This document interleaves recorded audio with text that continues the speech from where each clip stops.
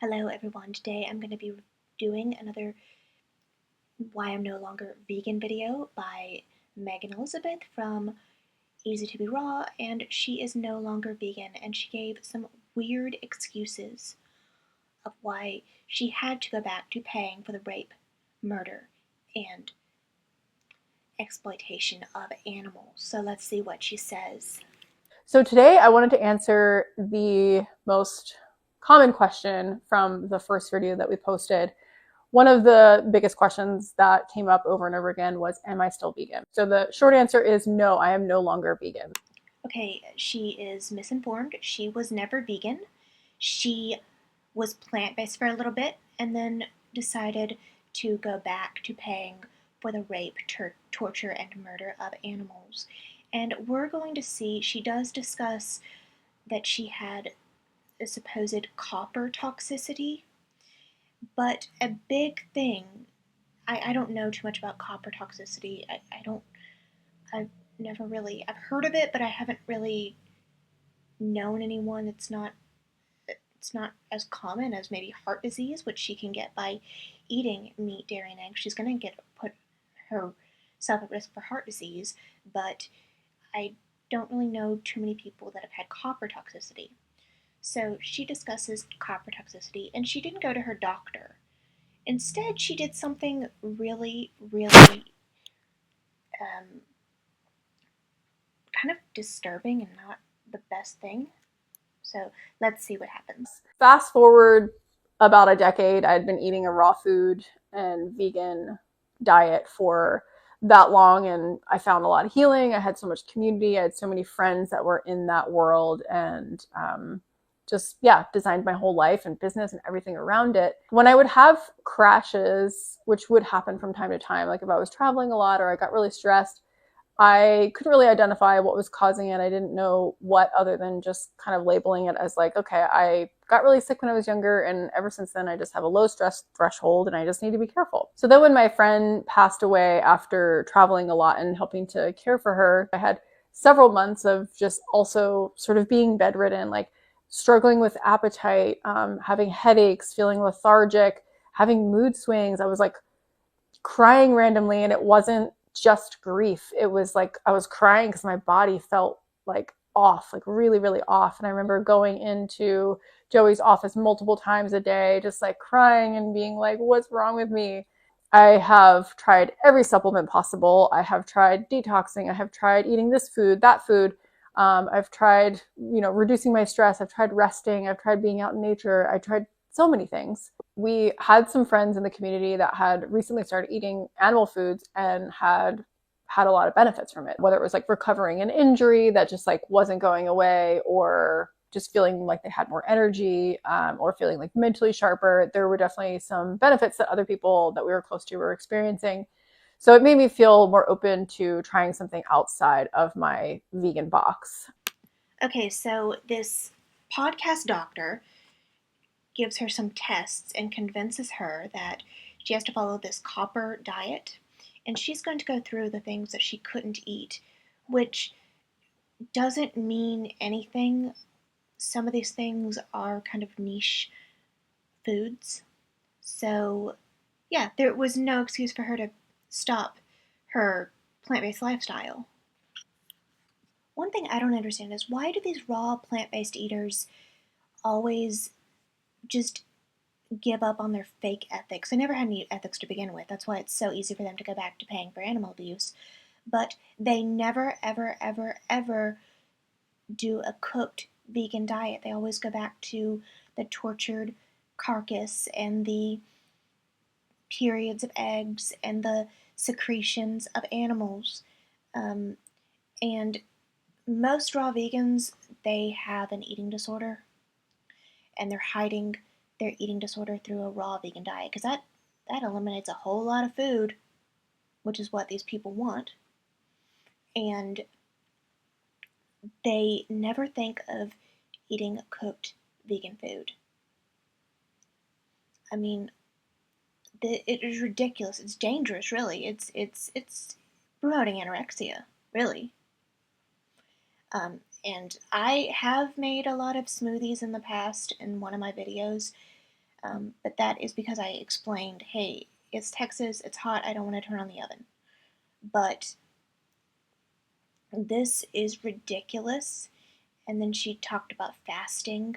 But then she hears this woman on a podcast and it changes everything. And, we'll see. Hold on. I just randomly stumbled upon this podcast that was talking about how adrenal fatigue is not actually adrenal fatigue and it's actually copper toxicity. I forget who was hosting the podcast, but the person that they were interviewing was the kind of expert on this. It was a woman and she was a functional medicine practitioner.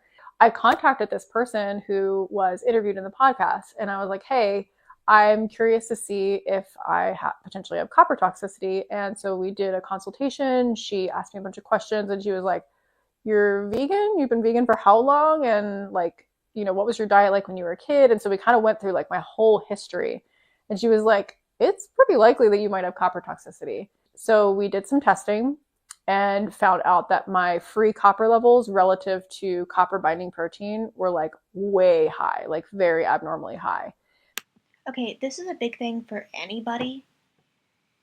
If you feel that you have a problem, you need to go to your family physician, someone that knows your history, that has it on a chart, that has all your height, weight, blah, blah, blah, blah, on a chart instead of talking and contacting a person on a podcast. Oh my gosh. Like, and she's,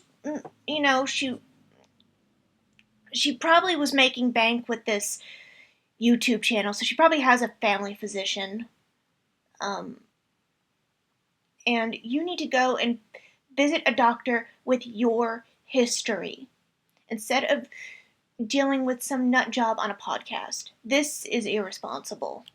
So I followed her recommendations as far as diet changes. And at first I was like, I was still always using animal foods or thinking of them as like a temporary thing. I was like, okay, I'll just like do what I need to and then I'll like get back to my vegan lifestyle. But as I started to look at all of the foods that were really high in copper, I was like, oh my goodness, like I'm getting really limited here. And this kind of explains like why my symptoms would get worse at certain times of year and different things like that, depending on what foods and fruits I was eating. And why my symptoms got worse as I started to eat a more cooked food vegan diet and incorporate more vegan proteins. And so the foods that I needed to avoid were basically all nuts and seeds, all beans and legumes. I needed to avoid cacao, coconut, avocados, figs, stone fruits, any dried fruits as well, like certain types of like tomato sauces and Okay, you don't have to eat any of those foods to be, vegan. It's not like, oh, well, I have to eat cacao now that I'm vegan, or I have to eat beans. You can get protein from any sources. You can get it from whole grains, nice whole grains and vegetables, certain fruits until, um, I eat cacao powder, but I'm sure that there's a lot of people that don't. I just like chocolate, so I eat cacao powder. I don't eat too much coconut. I barely eat avocado. I'm not a big fan of tomatoes. So there was no reason for you to give up on your fake ethics, but it was all an act for you. And she discusses that, you know, it was all just, she was more worried about her image because she talks about Ravana, who got caught eating fish at a restaurant, even though she was pretending to be vegan, but she was just a plant based poser. And and okay, so let's continue with that.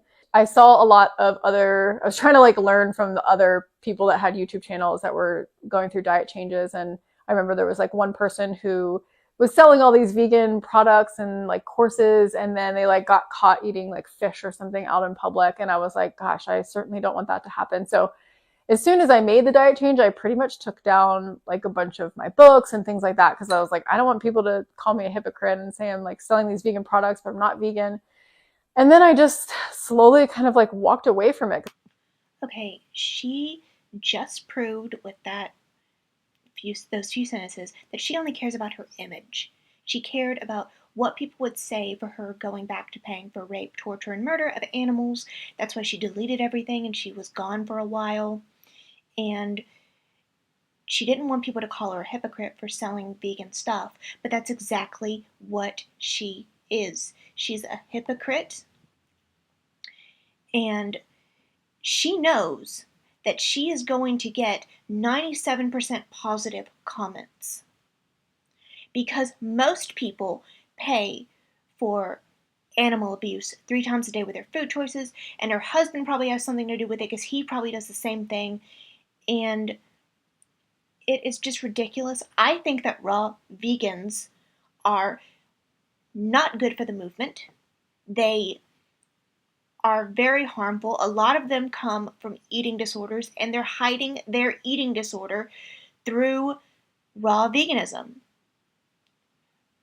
You need to think about someone other than yourself. You need to think about the animals and the environment and your health because you are putting yourself at risk of 14 of the 15 top killers by eating meat, dairy, and eggs. So this is just another why I'm no longer vegan video. It's just horrible, and it's just horrible that she decided to do this. How convenient. She decided to do this during Veganuary when we're supposed to be celebrating veganism. Come on. So that's all I want to say about this woman. I'm glad I never watched her. I don't watch too many raw vegans. I only know of a few. Thank goodness, because a lot of them are closet anorexics. I will see you all in the next video. Bye, guys.